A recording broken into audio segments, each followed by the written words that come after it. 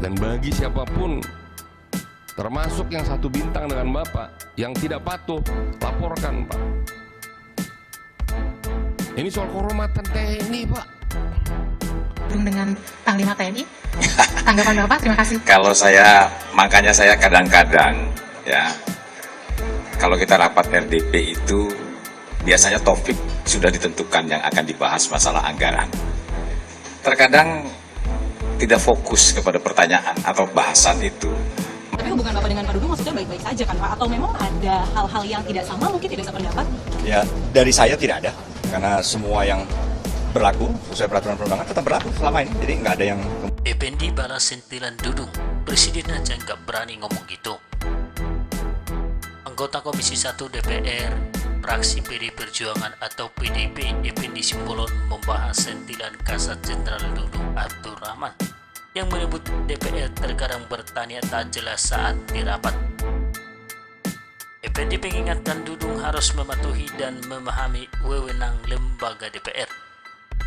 Era kesini harus semakin matang dong, TNI harus patuh dan mengerti lembaga DPR itu apa. Gak boleh begitu, Presiden aja gak berani ngomong gitu, ujar Effendi di Komplek Parlemen Senayan, Jakarta, Kamis 8 September 2022. Apa artinya kalau Kasal hebat, kalau bawahannya semua tidak turut patuh kepada Anda? Ini berulang Pak. Saya mencatat dari mulai paling terakhir, Pak Muldoko ke Pak Gatot. Effendi meminta Presiden Joko Widodo atau Jokowi turun tangan soal isu adanya disharmoni hubungan antara Jenderal Andika Perkasa dan Jenderal Dudung. Effendi mewanti-wanti jangan sampai mencuat isu soal adanya ketegangan di antara dua jenderal itu menjadi liar di publik. Harus Presiden turun tangan, jangan sampai orang berpikir bahwa ini dalam tanda petik ya, karena ini berlangsung sudah cukup lama, kata Effendi.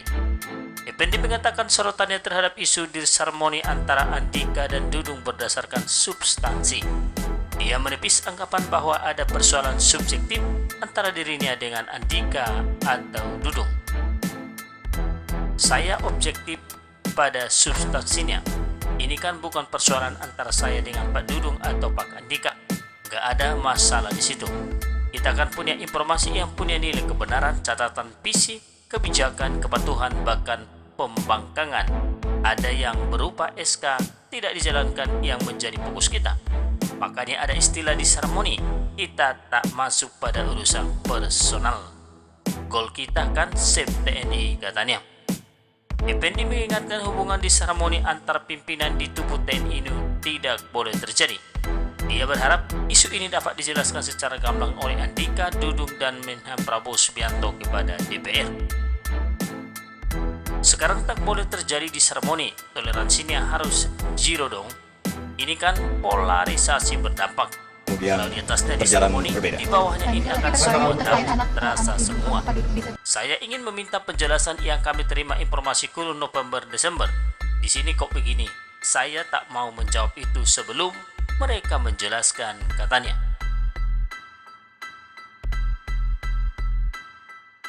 Akan lebih baik dijawab Pak Lima, Pak Dudung, nanti di tengahnya ada Pak Menhan. Karena Menhan harus dimintai juga penjelasannya. Karena terakhir-terakhir pembinaan sektor pertahanan keamanan negara itu kan ada di tangan Presiden dan Menhan, lanjut dia. Sebelumnya diberitakan Dudung menyebut DPR kadang bertanya hal tidak jelas dan di luar topik yang dibahas. Dudung menyebut isu keretakan yang disampaikan oleh Effendi Simbolon saat rapat Komisi 1 DPR dengan Panglima TNI mengada-ngada. Makanya, saya kadang-kadang kalau kita rapat RDP itu, biasanya topik sudah ditentukan yang akan dibahas. Masalah anggaran terkadang tidak fokus pada pertanyaan atau pembahasan itu. Menanyanya enggak jelas saja, kata Dudung di Mabes TNI Angkatan Darat, Jakarta Pusat, Rabu 7 September 2022.